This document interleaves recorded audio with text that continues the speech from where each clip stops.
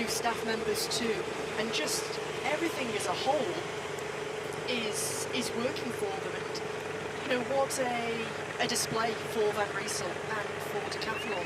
The fact that they've been so successful. The big problem is coming into the finish, especially along that riverfront and along into Huy. If there's a lot more impetus in this group, and Drago tailed here by Stevie Williams as we head towards the top of Mur de Huy for the penultimate time.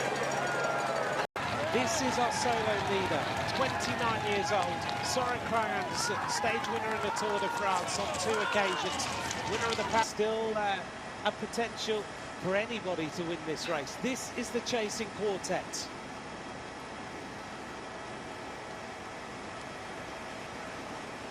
In the middle and now coming across to Williams. That's going to add even more motivation to try and get to Kragh Andersen. The race situation remains a little bit fluid with one solo leader, Søren Kragh Andersen, 21 seconds ahead now of a group that contains the Olympic champion in Richard Carapaz. 18 seconds. Now what they must not do is lull and not catch Kragh Andersen. Otherwise, this rider is going to go solo all the way to the end. The lights have gone out for Søren Kragh Andersen, unfortunately. This rider has been in the lead from 57 kilometres to go through rain and snow and cold conditions. There's the group of riders. Who is going to win this race? Are we going to see a massive surprise? Uno X get ready with Tobias Johannesson. Scoins gets ready to think, okay, I've finished on the podium in Strade Bianche, now I can finish on the podium in Flèche Wallonne, and he leans and pushes riders out of the way. Benoît Cosnefroid, Nicolas Prudhomme, Bruno Amarai and Dorian Gordon still in this group. And Bruno Amarai is a rider who's going to empty the tank here.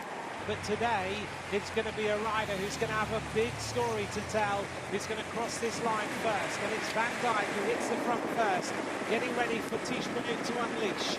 It's like you've got the remote control on and you're just waiting to press the button and go.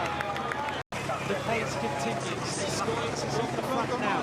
Right-hand side of it, look at Carapaz, he's so focused. Tish Benoot is ready. Left-hand side, Maxime Van Gils. Right-hand side of the line. Williams is in the black. It looks like he's just getting ready to pass. Scoins starts to accelerate a little bit further. This is where we've just passed through Villars-Clos Curriculum, where the gradients are at 26%. And Williams decides, now is the time. Williams accelerates away. What a show of power by Stephen Williams as he now goes for glory. Has he gone at the right time? Has he gone a little bit too early?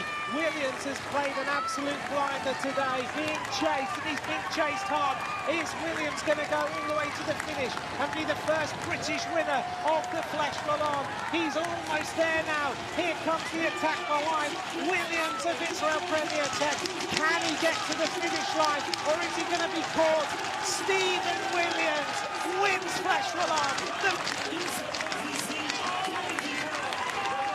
Williams takes the victory. He played it perfectly today. What an absolutely perfect climb. It was calculated.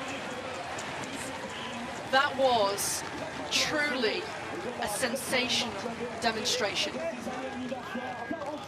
He almost passes out at the finish.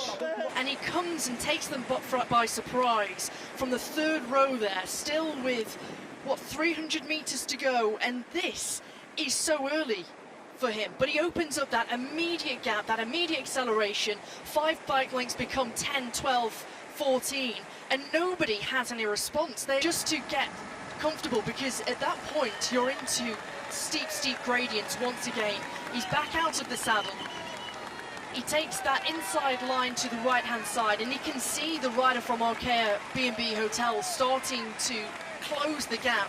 And this must have been a moment where he thinks, have I gone too early? Because he starts to tie up here, and you can see just how quickly the Frenchman is rushing the gap to Stevie Williams. The argy-bargy at the front between riders, holding the wheel, holding that first line position. He was just thinking, okay, you 6, you 7 up front,